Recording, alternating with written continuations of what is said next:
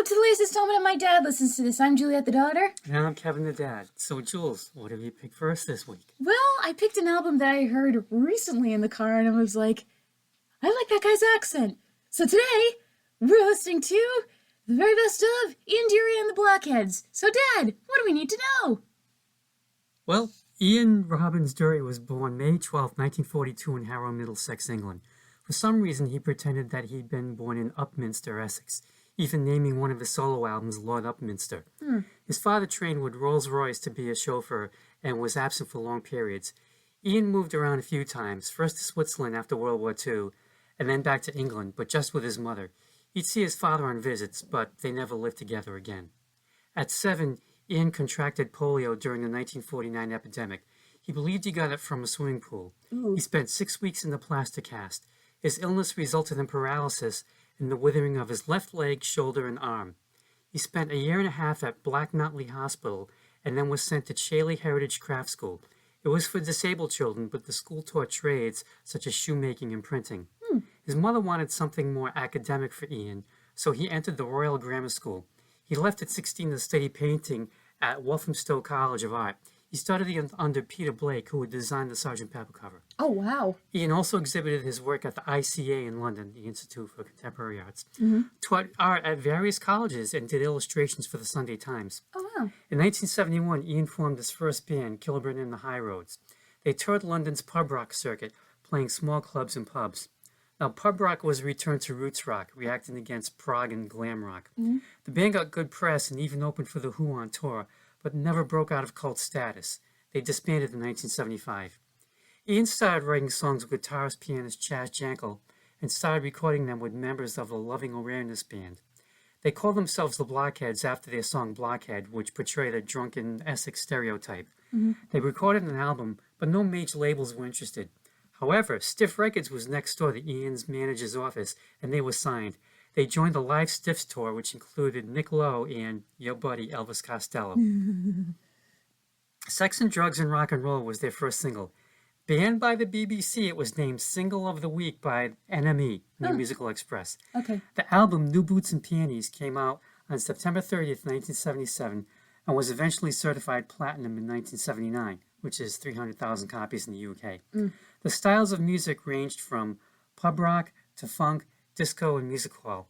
The album got raves on both sides of the Atlantic, but it would also be the album Dury'd spend the rest of his musical career trying to live up to. The band followed up with the singles What a Waste, Hit Me With Your Rhythm Stick, and Reasons to Be Cheerful, Part 3. A second album, Do It Yourself, came out in 1979, followed by Laughter in 1980. In 1981, Dury recorded his second solo album, Lord Upminster in the Bahamas. Now, New Boots and Panties is considered his first solo, as the Blockheads formed after it was recorded. Okay. Upminster did not fare well with critics, and even Dury wrote it off. The song Spasticus Autisticus was released as a single. It was Dury's protest against the International Year of Disabled Persons. He, being one himself, found it to be patronizing. The BBC banned it from being played before 6 p.m., but it was later used for the opening of the 2012 London Paralympics. Oh, okay. Ian kept out putting out a few more solo albums and branched off into acting with small roles in The Cook, the Thief, His Wife and Her Lover, Judge Dredd, the Sylvester Stallone version, and the Bob Dylan movie Hearts of Fire. There was a Bob Dylan movie? Yep. Oh. Have you seen it? Nope. Don't plan to? Nope. Okay. He also turned down an offer from Andrew Lloyd Webber to write the libretto for Cats because... Oh, no, that musical's bad enough. No. Because Ian couldn't stand Andrew Lloyd Webber. Good for him. Him and Pink Floyd. There are a lot of rockers who can't stand him. In 1996, Dury was diagnosed with colorectal cancer. After recovering from an operation, he reunited with the Blockheads to record Mr. Love Pants. Tumors were later found in his liver and his condition was terminal.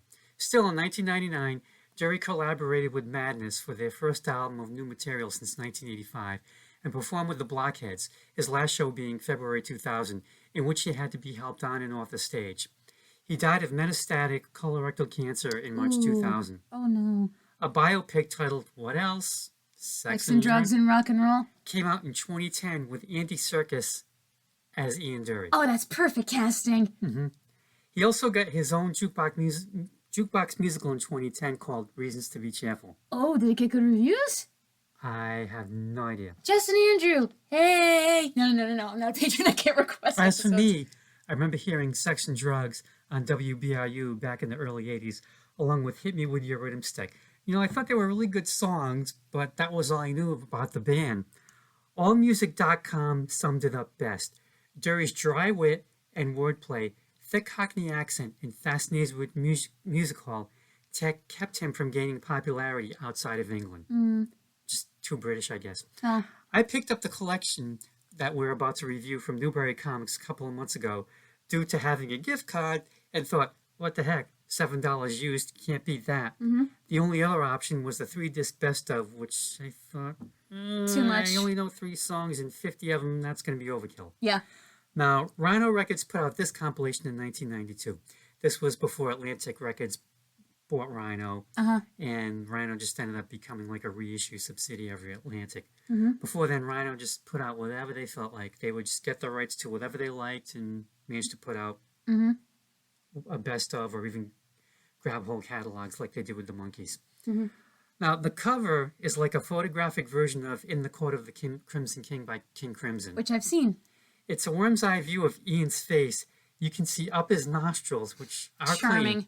clean. And he's showing the Union Jack he got enameled on his lower teeth. And it's kind of a disturbing cover. You know, that's a very American thing to do, though. I think like I could see an American doing the Stars and Stripes, but I don't think I would picture most UK people thinking, yeah, I want the Union Jack on my teeth. Well, he really must have loved England. Or Okay. Essex, anyway. So, on with the songs. All right, first song, Sex and Drugs and Rock and Roll. All right, so very English in the best way. The music has the charm and quaintness of a British pub, but Ian's dialect is very much not the standard British RP that I was taught at Yossi, which is what all Americans think British people sound like. This is not that. This is the Essex accent. Like if a Cockney character from My Fair Lady came to life and you found him oddly charming, but possibly a pervert, so keep your distance. As for the song, considering the subject matter, it doesn't really rock. You know what I mean? It feels like watered-down punk light. It's very restrained and the chorus is catchy, so who cares? This song is what got me into the album when I first heard it on my birthday, and it's a perfect start to the album because you're intrigued right away by this guy's voice, and you want to hear him tell more stories. It is his most famous song. It was released as a single with Razzle in My Pocket as the B-side. I've always found it catchy as all get out. Not exactly punk, maybe new wave, maybe even a little funky, a little disco. Anyway, I hate to admit that this is the first time I really focused on the lyrics, you know, beyond the chorus, that is. That was the only thing I knew. Yeah. Ian's singing about how there's more to life than working 9 to 5. You know, what a jolly bad show if all you ever do is business you don't like. And they will try their tricky device, trap you with the ordinary, get your teeth into a small slice, the cake of liberty. Ian didn't come up with the phrase sex and drugs and rock and roll, an update of Wine, Women, and Song, but he sure made it popular. Okay, next song. Razzle in My Pocket. True story. I can't say it in an American accent. I can't. This was the second song that fascinated me, and it's my favorite on the album. Really? I love it when autobiographical songs don't drag on and sound like rambling, because even though the story is short, Dury is able to still spin a far from boring yarn. There we go. In this one, he tells the story of stealing 2 magazines, Razzle, which is a porno, and kind of another porno, it's a silhouette of nudes. He gets caught stealing the silhouette of nudes, almost gets turned into the police, but the owner of the store decides to just have Ian hand back the silhouette, so there's one less thief for the police to register. Dury does, and walks away with the Razzle in his pocket. The icing on the cake of this song is hearing Dury's smug smile through the microphone, triumphant that he got away with his petty theft. Well, maybe not so much now since he wrote a song about it and everyone knows. It would be interesting to hear the 2 shop owners' reactions to this song. I'm going to guess it involved the word "ass head." Yeah. Hey, we're famous. Yeah. Yeah, Razzle was a men's magazine from the 1930s through the 1950s, containing Playboy-esque nudge-nudge wink-wink cartoons. Say no more. Yeah, and cheesecake photography. It came back in the 1980s in the smuttier form. Now, since this song was recorded in 77, this refers to the older version. Yeah, and Ian's filched a copy, he leaves, but he has to go back for more of this stuff, and he gets caught. Hello there, Sonny. Yeah, the shop owner says, let's go see the cops. Ian apologizes, gives back the other nudie mag and the cash. But the shop owner says, just give back the mag and apologize. So Ian does. But he's still got... Razzle in my pocket. Yep. Yep. How true this story is, who knows? But it's hysterical. If you believe in it, it makes it true. Scary sentiment for these times. I know, isn't it? Oy. Ooh, moving right past that. All right, wake up and make love with me. With those teeth? Nah. Okay, this song had me concerned for a second, and to be honest, I'm so concerned about it. Like, was he gonna have sex with her when she was asleep if she didn't wake up? But he's trying to get her to wake up. Did you read the lyrics? Yeah, I did. Yeah, he's like, well, wake up. I don't know. I got bad vibes though, because if that was the case, it goes against this sex ed video I saw in high school called Tea Consent, where making tea was used as an analogy for sex. And in the video they said, unconscious people don't want tea. They don't want it poured on them or down their throat while they're asleep.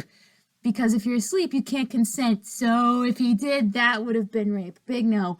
The rest of the song goes on to say she does wake up, they roll around, she goes back to sleep, and he gets the paper and cooks breakfast in the meanwhile. So my advice, cut out that part about him sliding it up and down her body while she's asleep, because that feels like a borderline violation. And there are plenty of other songs about sex during the morning and during the day that don't have hazy messages about consent. Just look at Sunshine of Your Love from Cream. Well, I can imagine that they've probably been together for a while. I don't know. I got bad vibes. Anyway, this and the next 4 songs are all from New Boots and Panties. So the next 5 songs make up half of that album, which gives you an idea of how good that album was. You can actually dance to this song. I find it borders on disco. And the spacey keyboard solo is very 70s. Ian is awake and he's ready to go with his gift to womankind, but she's still asleep, thus the title of the song. Ian's lyrics are clever and hilarious. What happens next is private. It's also very rude. How British can you get? How quaint. All right, so next, Sweet Jean Vincent. Is this Ian Dury's version of American Pie in the sense of mourning a dead rocker? It could be. Okay, because you can hear the pain in Ian's voice, which isn't surprising considering Vincent died in 1971 and this track came out 6 years later. But I must say, I was not expecting that tonal shift, but it works because it goes from a mourning song to a celebration of life and rock and roll. And Ian tries to sound as much like an American rocker as he can with the music, but of course it's not going to completely work. And not just with the accent, but with the word choice in his songs, particularly the section about duck-tailed Danny. And once again, we have the lyric that makes everyone uncomfortable with, will you guess her age when she comes backstage? Yikes! One of those jazz music stops moments. It's like this, Google that meme later and you'll know what I mean. Good tribute with a bump in the road that almost brings the song to a halt before Ian rushes on to the next song. Ian was a hardcore Gene Vincent fan from when he first heard Bebop-A-Lula in 1956. He spent 6 weeks doing research before he wrote the lyrics. Oh, good for him. Including reading two biographies. Ian refers to Vincent's look, white face, black shirt, and so on. He also references his band The Blue Caps, his song Who Slapped John, and his shattered left leg. Vincent wore a steel sheath around it for the rest of his life. Ooh. Like, it's kind of hazy as to how he injured it in the first place. They think something happened while he was in the military. And then he injured it again when he got into a car accident with Eddie Cochran. Ooh. Eddie died. This was in England. Eddie died. Gene survived, and he just went to become like an alcoholic and just had this really sad life until like Waylon Jennings? he died. No, Waylon got over it and had a long, successful career. No, but he went through a dark period, though, and I can't blame him. But yeah, like you said, the first minute 20 starts off as a ballad, and you're thinking, this is very un-Gene Vincent-like. And then it kicks into rock and roll for the rest of the song. There it is. There it is, yep. Fine tribute song. Okay, I can't pronounce the first word in the title of the next song. Can you help me? Billericay. Billericay. Which is probably more like Billerica, as Billerica Mass, which they probably got from England, but I think it just kind of goes along with Dickie because he calls himself Billericky Dickie. Okay, Billericky Dickie. Oh, don't worry, I can definitely tell you come from Essex. Ah, yes, the Sexcapade song. I don't know how autobiographical this is, but I believe Ian if he said it was true.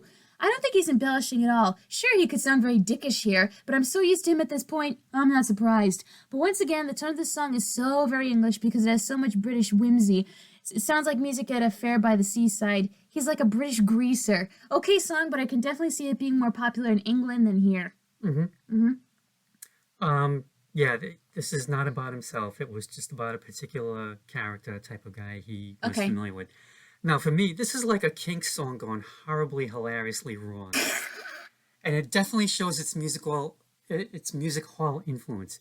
Dickie is doing very well with the ladies, as Joyce and Vicky will attest, because he keeps saying, "Just ask those two; they'll tell you." Mm-hmm. It kind of gives me this Benny Hill as a punk.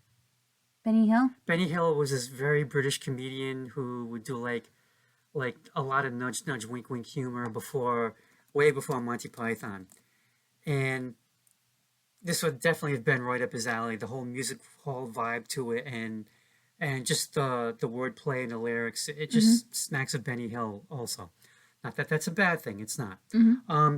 To me, I thought it was interesting how the song fades. It's not gradual. Mm-hmm. Like the sound gets softer in the last verse, and then even softer on the last Joyce and Vicky chorus, and then it just ends. Mm-hmm. It's like really unusual, Mm-hmm. but I'm sure it was done intentionally that way for some reason. It's just so different, Mm-hmm. Okay. but a fun song. All right, next track, Clever Trevor, with intentional misspelling in the title. Because how clever is he? Clever with an O and Trevor with an E. So bear with me. This song reminds me of a scene that is in both My Fair Lady and in Bernard Shaw's Pygmalion. It's when Eliza's father, Alfred P. Doolittle, meets Professor Henry Higgins and Colonel Pickering shortly after Eliza moves into Higgins' house. Alfred explains his philosophy, and Higgins finds him amusing the way one would find one of those monkeys playing the accordion amusing. I can just see Ian singing this song in those dirty sweeper clothes inside a posh study, while those rich academics, oxymoron there, go, "Oh, bravo!" and just dehumanize him. The English are known for their politeness, but when you're insulted by them, they're so darn polite you don't know you're being insulted. It was like this one comedian said, I forget her name, she's British-Nigerian, and she says, the British are so good at racism you don't even know you're being discriminated against. That's how polite they are. Sneaky bastards. Okay, song, but damn, I can't get him as Alfred P. Doolittle out of my head now. And side note, I'm still waiting for a Pygmalion adaptation where the reverse happens, and the goal is to make a rich, ditzy socialite act like a normal human being. Uh-huh. I'd pay money to see that. Then you would probably want to check out the Judy Holiday movie Born Yesterday. Okay. That's What kinda happens? that's about. Okay. Yeah, for Clever Trevor, kind of funky, isn't it? Mm-hmm. Now, from the title, yeah, as you pointed out, Trevor isn't smart enough to even spell clever or Trevor, but his street smarts serve him very well, thank you very much. And he's quite the Jack the Lad, as he says in this song, someone who's confident. The first two verses with the double and triple negatives make my head spin, trying to figure out what the hell is Trevor really trying to tell us. Mm-hmm. But Ian Dury has a nice flow singing / rapping them. Mm-hmm. And also, this is almost sort of like a Kinks type of character study, but not as much as Billy Ricky Dicky. Okay. All right, next track, Blockheads. Blockheads! Now, this was the sound I was expecting based on the cover of the album. The only thing that throws it off is an effect that sounds like what I'm going to call a techno fart. Oh, yes! And I think Yes. that's intentional, which Yes. is fabulous because it says up yours. And the message, yeah, we look weird, but why do you care so much about what we look like? Just leave us alone when we're trying to live our life, same as you. I'm also going to make a heck of a statement. If someone asked you to sum up the 1970s music scene in London in one song, I think you could play this. If you wanted something other than a Clash song, play this. And with that topic being brought up, two quick side tangents. I often wonder which was worse, New York in the 70s or London in the 70s / maybe 80s because Thatcher was screwing up the country in the 80s. And yes, I can say that, not because I've seen The Crown, but because I'm a poli-sci major with plenty of UK friends who would gladly say they hope Maggie burns in hell. And the second side tangent is, one of my professors on my thesis defense committee, Professor Mott, apparently had plenty of stories he'd tell his class about London in the 70s and the punk scene. Something tells me I wouldn't last a second. I'd probably be one of those people who'd support the punks on the sidelines and ask if they want a cup of tea, which I do make in a kettle. I'm not an American who uses the microwave, fellow UK listeners. Anyway, what were we talking about a song? Oh, yeah. It's definitely one of those songs that you need to be in the mood to listen to, because when you're hearing a man screaming blockhead over and over, sometimes it's not that fun, and I speak from experience. I was in a bad mood when I first heard this song, and I was like, dude, shut up. Uh-huh. This song is about the thugs who would stagger out of the Oval Pub while Dury was living near the Oval Cricket Ground in London. Mm-hmm. And yet this song is punk as all get out. but has the unusual move of having a synth solo rather than guitar. Oh, Ian just doesn't hold back in his contempt for the Blockheads, but at the end comes the twist, because after all is said and done, you're all Blockheads too. And he and the band just yell Blockheads over and over at the end, interjecting ois here and there. Solid song, but definitely of its time. okay. Next track. You're More Than Fair. Thank you. I appreciate that, yeah. This song confirms my theory that the Brits are horny as hell. Like, they love sex jokes. And with this song, I feel like it's almost good, but it's thrown off by a few things. First, take the lyrics away, and we have an instrumental that sounds like Jamaican music, or a better version of the music Jimmy Buffett does, or a better version of Pina Colada. And I think he's doing it to make it sound like Paradise, but this man and Paradise music don't really work together in my brain. Second, as we reach the toilet, that part made me think of Barbara Stanwyck's line in Christmas in Connecticut. John, when you're kissing me, please don't talk about plumbing. Because I feel like for me that would be a mood killer. Unless getting off in a toilet is your thing, then go for it. Third, sometimes sexy pantsing in a song can work, but this guy really had me worried because I thought to myself, it sounds like he's wanking himself in the studio, and I really hope he isn't. So to sum up, needs some work. Nah. This was released as a single. The band has the reggae down, and Ian's got the fake Jamaican accent down, as well as heavy breathing in the background. Smutty lyrics that evoke a "did he really say that" reaction brings a smile on my face. It just does. Okay, next track. What a waste! Exclamation point. Aha! It's the self-hatred. Well, actually, it's more complicated than that. It's the negative voice everyone has in their head. The negative voice that's put there by other people saying, you're not good enough, you're never going to be anything. And then that voice manifests itself as self-doubt. Ian knows he's happy with the lifestyle he's chosen as a rocker, but every now and then he has to fight off that doubt saying he'd have been better off. But he also counters that by saying, I could have been in a mental institution, or I could have had a boring life, but this is way more fun. I feel like this captures most rockers' feelings about the lifestyle and its pros and cons. Some days you love it, and some days are definitely better than others. Whether or not you stick with it, though, that's up to you. It would be interesting to know what other rockers thought of this song, though, and whether or not it hit too close to home. And by too close, I mean Sinatra with Lonely at the Top close. This was released as another single, and to quote Brando in On the Waterfront, "I could have been a contender. I could have been somebody." Oh, not bad. Thank you. Ian just lists all the things he could have been instead of being in a six-piece band, but he don't mind. No. It's the old do what makes you happy. And the arrangement kind of reminds me of Madness, whom Dury would collaborate with in 1999. Really? Yes, Cool. On what? on their first album that they had recorded since 1985. Do we have that? No, I do not. Damn it. Yeah, maybe one day, I don't know. All right, next. Hit me with your rhythm stick. Cheeky. Ah, yes, an ode to penis and how almost everyone in the world wants some of it. But then you read the lyrics and wonder if anything kinky could be going on since he seems to be saying hit me over and over. So you could also argue he's talking about a toy like a riding crop and likes being spanked or other forms of flagellation. I mean, knowing him, I wouldn't put it past him. There's also a smack you can hear very faintly in the background if you listen hard enough. Oh yeah, it's there. And the rest of the music seems to indicate that something crazy is going on too. Also, interesting reference to Kipling's The Road to Mandalay, though, but it kind of fits. And if you overanalyze it, you can probably go down an even darker corner because of colonialism and its power dynamics, and how often people use the metaphor of rape to describe what the British Empire did to pretty much almost the entire world. This is a dark known tendon, and I can't think of a clever way to wrap it up, so you're just going to have to sit in the discomfort of that information for a little while. Not sorry. Yep. Their biggest single reaching #1 in England, popular in lots of other European countries as well. But here, nope. Even though the Village Voice's 1979 Paz and Jop poll voted it best single of the year, Stiff Records said it would delete the record when it hit the million sales mark, and the dealer ordering the millionth copy would receive a mystery prize. But it stalled at around 979,000 copies. When downloads hit, it made the million mark, and then some. Okay. Very disco. Not that that's a problem. It's got rhythm, and you can dance to it. And I looked at it as like, basically Ian's traveling the world, and he wants to be hit with that stick so he can have rhythm wherever he goes, because he's going to all these different parts of the world, and it's like, gee, everyone there has got their rhythm on. They know how to dance or get down or whatever, and he just needs to be hit with it. Davey Payne plays 2 saxes at one time during one during one of the instrumental breaks. It's the second break. Mm-hmm. Go back and listen to it. He's playing two of them at one time. Wow, that's impressive. And at the end, Ian screaming, "Hit me," over and over. Does kind of turn masochistic. Yep, it does. All right, next. There ain't off been some clever bastards. I love how this is just ordinary people just sitting around and talking about all the brilliant people they learned about in school. It doesn't feel forced, it feels natural. And we wish there were more like them and hope that more geniuses like them will come into the world.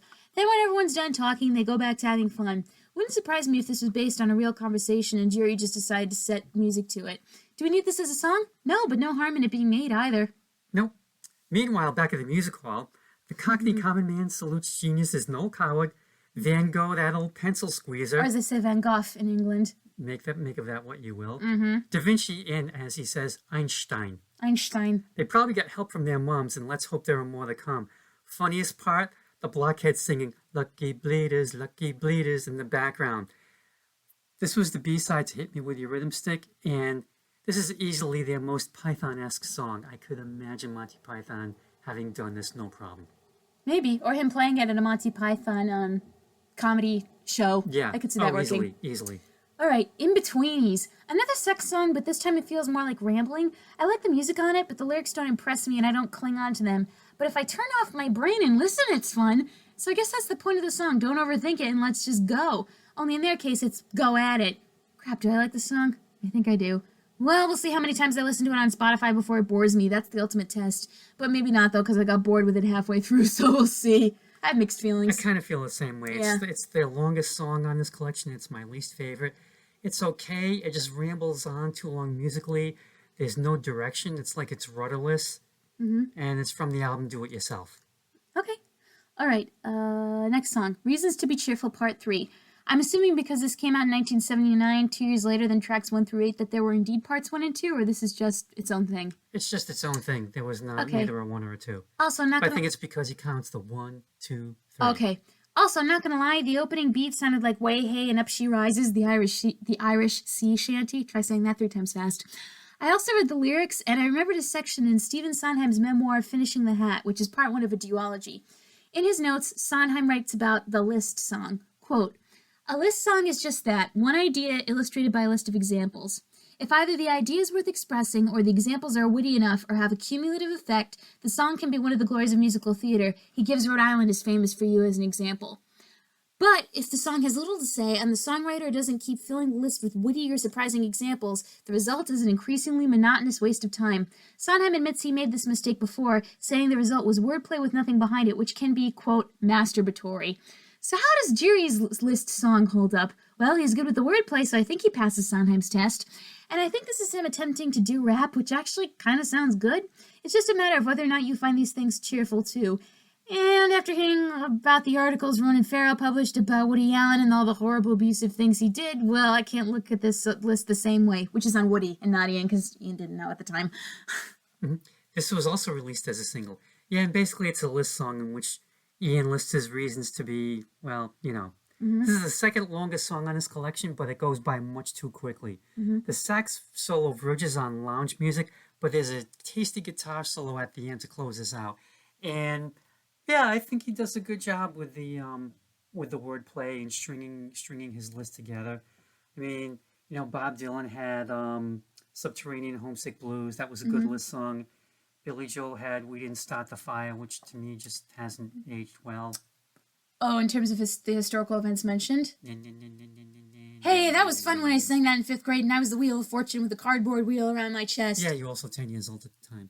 Now you're older and you know better. Hey, I still love that song, and most of the Myron Francis alumni still do. Okay, next. Common as Muck. Great song for a lounge singer, especially with that swelling saxophone. There's a hint of the Randy Newman about it, too. It also reminds me of We're a Couple of Swells, sung by Fred Astaire and Judy Garland, only in this case it's a solo. Simply put, we may not be fancy, but we have our fun. And I feel like this is a theme in British music and fiction. We don't need to be hoity-toity. We're happy on our own. And I'm sorry, but hearing Love a Duck, all I could think of was the Love Ducks from Arthur. Goodbye, Love Ducks. Goodbye. But I also never understood why women were called ducky or had their breasts referred to as pretty duckies. Maybe it's an English thing? Overall, fun song thumbing the nose at the elite. Maybe because in the U.S. they were referred to as chicks. Maybe. That's the only but thing. I still don't get the birds thing. This was the B side to Reasons to Be Cheerful. And the music to me kind of sounds like more like Holiday Inn combo than music hall. And again, this is like a crude version of a Kinks song. Ian knows he and his woman are as common as muck. You're not Bridget Bardot. I'm not Jack Palance. But they don't give a damn. It would have been so easy to drop the F-bomb in this song, given the rhyme scheme of the chorus, because they all end in uck. But it's like we don't give a damn. Mm-hmm. But Ian takes the high road, and I salute his classiness. Class. Next, I want to be straight. Straight in the sense of being honest. Not in the other sense, but all the same, happy Pride Month, everyone! So my first note with this, we have new people singing? What? I feel like this is Ian on the days where he feels like being a rocker isn't worth it anymore, which I know that anyone who has ever felt different from anyone else has definitely felt over the course of their life. You know, that feeling of, I just want to be normal because existing as myself in this world is exhausting. And there are the days where it's tempting to give out, give up, give in, but you can't. Nevertheless, we all have those days where we wish we hadn't left the cave and realize the shadows on the wall are just imitations, because once you're set free, you can't go back. And that's a blessing and a curse all on its own. So this song is Ian singing out his frustrations so he doesn't bust. And I think now that he's gotten it all out, yeah, he feels better. Mm-hmm. Yeah, this was released as another single. And for me, when they start the band members introducing themselves, it almost kind of seems like, it's like the starting off of an AA meeting. Like, I'm so yeah, that's what I thought too. Yeah, until we get to Ian, who just wants to be straight, drug-free, that is. Now, I'm not sure how serious he was singing this song, because things were starting to fall apart during the recording of their third album, Laughter. It was way over budget, and Ian's drinking was getting out of control. He said that the album should have been called Misery instead. So it could have been like tongue-in-cheek, or maybe, with a wink of the eye. You just never know. But maybe he really did. Maybe he was just really tired of the whole thing and just wanted to clean up. Okay. And you know what they say? Rehab is for quitters. Oof. Moving right past that, next track, That's Not All. Oof, I know this feeling. When you have a bout of depression or a mood swing and you're just trying to get on with the day and get on with it, even though the feelings are eating you up inside to the point where they bubble over and you're just a wreck. Luckily, I've never gotten to the screaming level that Ian gets here. I mean, I've sobbed loudly and I've screamed in a pillow, but I've never yelled myself hoarse. Still, there are the people in your life who are there for you during those times who you appreciate, even if you can't verbally communicate the appreciation to them. So maybe send them this song if you're feeling open enough to give them a glimpse of the battle waging in your brain. Who knows, maybe they can help you a bit more. I kind of looked at it differently. This was the B-side of I Want to Be Straight. And Ian sounds like he's barely keeping it together. Yeah. He's singing about someone trying to do just that for someone he loves. And in the end, it turns out to be himself. And, he has those lines about, and tomorrow, and tomorrow, the addict's promise. I'll quit tomorrow. I'll do better tomorrow. Honestly, I really will. I kind of look at it as like a sad song, because it's kind of like, yeah, hope he's really going to turn it around. Yeah, it's almost kind of like, okay, I want to be straight, but now I've got to actually turn around and do it. Yeah, you've actually got to do the thing. Yep. All right, next, Superman's Big Sister. The spelling is weird, but I think that's just to avoid getting sued. Yeah. And that's why he probably couldn't do Superwoman or Supergirl instead, because then DC would have swooped in. He could have changed his but he's now created this personal headcanon that I find fascinating. And I like how he uses strings to evoke the Superman theme John Williams wrote. Yeah. The real question is, what would Superman think of this song given his Boy Scout image? Not too sure, but all I can tell you is, I bet this guy goes down on Superman's sister. Oh, good God. Are we still going to do that Batman Catwoman thing? No, we're not. Yeah, baby. Let me slide right into your Fortress of Solitude. This was yet another single, and it was also the lead-off track on Laughter, which was unusual because any songs that got released as singles were not put on any of the albums, so this is an exception. The extra E was so he wouldn't get sued by DC/Warner. Yeah, and the violins at the start are a surprise, as are the ones that close out the song. But like you said, it kind of was like a variation on the Superman movie theme. So yeah, I get it, and it does make the song super heroic. And she seems to be just what Ian needs. She's Superman's big sister, whose X-ray eyes see through his silly ways. But to me, the music seems to overwhelm Ian's voice, which is not an easy thing to do. I don't mind the song, But for Ian and the Blockheads, it just sounds overproduced. Okay. It's just like so in your face, and like every song we've heard before that isn't. It's. I don't know if he thought, well, the lyrics aren't that great. We better have the music help us out. I'm just not too sure. It's like I said, it's just overproduced. Okay. Final track. You'll see glimpses. Okay. We're gonna take a dark turn here. This feels like a song a school shooter would listen to. And that's the dark extreme of it.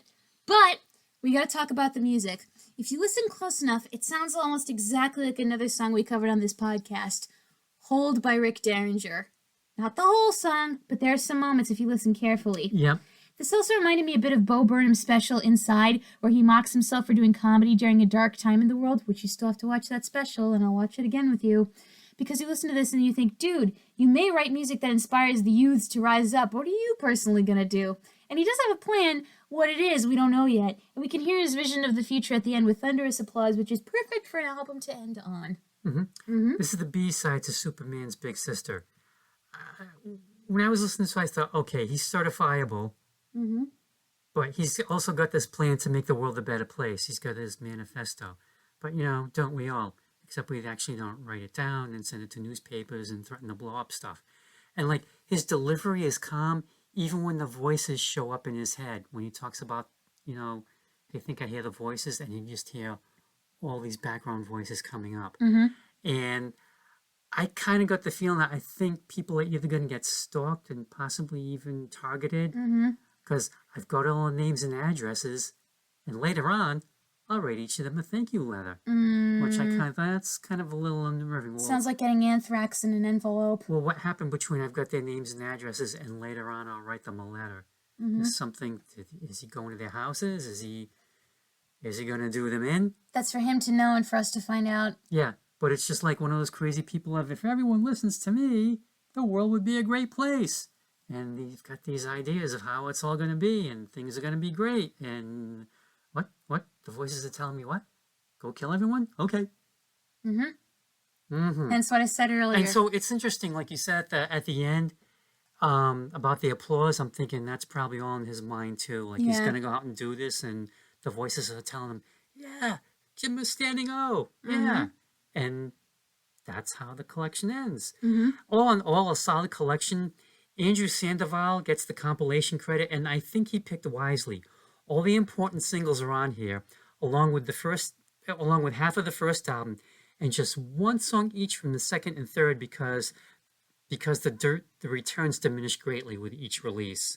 Like I said, that first album was the one he spent the rest of his career trying to live up to. Like Fleetwood Mac with Rumors. Yeah. Okay. Yeah.